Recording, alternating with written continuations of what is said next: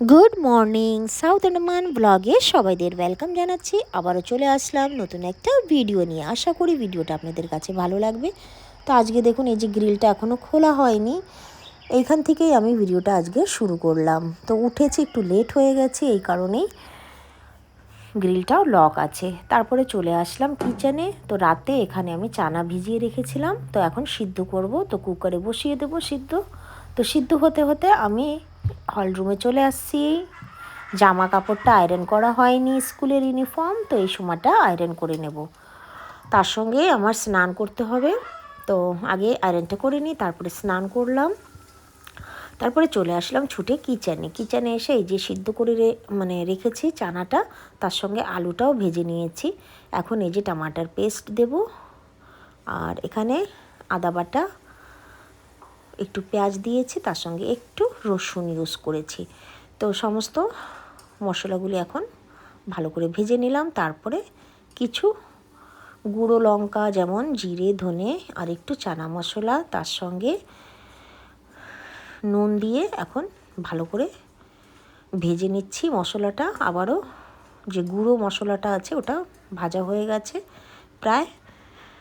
তারপরে সিদ্ধ করেছি যখন চানাটা, তো জল রয়েছে, জলটা ফেলিনি। জলটা এখন এই চানা রান্নায় ইউজ করে নেব। এই দেখুন এই যে, তো এইটুকুই জল থেকে আমি চানাটা রান্না করছি। সিদ্ধ করা যে জলটা রয়েছে ওটা থেকে চানাটা কমপ্লিট রান্না করব। তার পাশাপাশি এই দেখুন এই যে আটা রেখেছি, আটাটা এখন মেখে নেব। তার সঙ্গে পুরি করব, চানা সবজি আর পুরি, এটা হবে সকালের ব্রেকফাস্ট। তো যাই হোক, রান্না করলাম আর বাকিটা শেয়ার করলাম না। তারপরে বাচ্চাদের লাঞ্চ বক্স প্যাক করে দিলাম, ওরা খাওয়া দাওয়া করে স্কুলে চলে গেছে। তারপরে এই যে আমি এই সময়টা অল্প একটু শেয়ার করলাম আপনাদের সঙ্গে। আর এই দেখুন বাসন ভিজাতে ভিজাতে হঠাৎ করে গানের আওয়াজ পেয়ে বেরোতে হলো আমার। তো আমি তো অবাক হয়ে গেছি, কখনো এরকম দেখিনি আমি। তো এই দেখুন এই যে এনারা এসেছিলেন, তো ঠাকুর গান শুনলাম সকালবেলা। একেবারে সকালবেলা বলতে 8টা 5 এরকম টাইম। তো আমি অল্প একটু এখানে শ্যুট করলাম, আর বাকিটা দেখাতে পারলাম না। তো ওনারা চলে গেলেন, আমিও একটু কথাবার্তা বললাম ওনাদের সঙ্গে যে কোথায় থাকে কি। তো কখনো তো দেখিনি, এই কারণে জিজ্ঞাসা করেছি। তো বললেন আমরা কলকাতা থেকে এসেছি, কোনো মন্দিরে পূজারীর এনেছেন ওনাদেরকে, তো ওখান থেকে আসছেন। যাই হোক, গান বেশ সুন্দর, ঠাকুর গান সকালবেলা শোনা, মানে দিনটা আমার অনেকই ভালো বলি। ঠাকুর গান শুনলাম হঠাৎ করে। তা এই দেখুন এই যে এখানটায় টব থেকে ফুলের ডালগুলি সমস্ত মুরগি ফেলে দিয়েছে, মাটি ফেলেছে, তো গুছিয়ে নিচ্ছি। আবারও গুছিয়ে ডালটা লাগিয়ে দিলাম, এখন জল দেব। তারপরে আরেকটা নয়নতারা রয়েছে, এই দেখুন এই যে, এটাও কখন মাটি বের করে দেবে, তো ভাবলাম তুলে স্ট্যান্ডের কাছেই রেখে আসি। তো এই দেখুন এটা না গাছটা বহু পুরনো গাছ, আর একটা শিকড়েই আছে জীবিত গাছটা। তো মাটি দিতে হবে, সার দিতে হবে।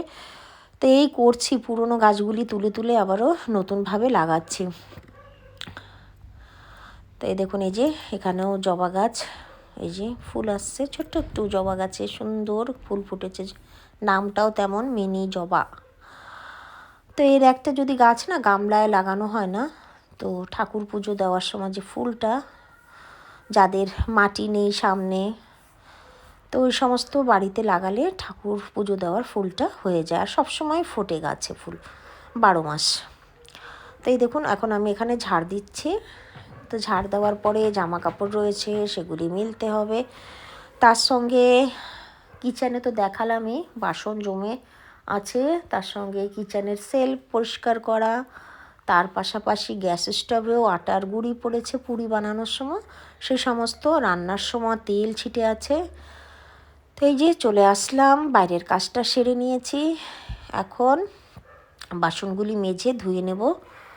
তো এই দেখুন এই যে এখন ধুয়ে নেব। এমনকি দেখুন 4 কাপ দুটো রয়ে গেছে। সকালে না লেট হয়ে গেলে অনেক তাড়াহুড়া হয়ে যায়, তখন আর সময় থাকে না, অল্প সময়ের মধ্যে ব্রেকফাস্ট রেডি করা, তার সঙ্গে তো কাজ থাকেই ঘরে।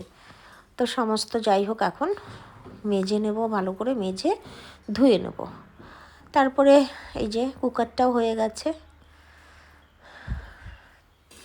তা এখন ফটাফট করতে হবে, দুপুরে রান্নাটাও কি করব সেগুলি চিন্তা ভাবনা করতে হবে, বের করতে হবে সেই অনুযায়ী সবজিটাও। তাই দেখুন এই যে চলে আসলাম গ্যাস স্টোভ মুছতে। তো গ্যাস স্টোভ মুছবো, মুছে তারপরে সেলফ আছে, তো সেলফটাও মুছতে হবে। তেল ছিটে আটার গুঁড়ি আগেই বললাম। এই দেখুন এই যে, তো সকালবেলা এতই তাড়াহুড়া হয়ে যায় কি সঙ্গে সঙ্গে পরিষ্কার করা যায় না। তো বাচ্চারা চলে যাওয়ার পরে কিছু বাইরের কাজ করি, যেমন গাছের দিকে যাওয়া, গাছপালা দেখা, ওগুলি দেখে এসে তারপরে কিচেনে ঢুকি।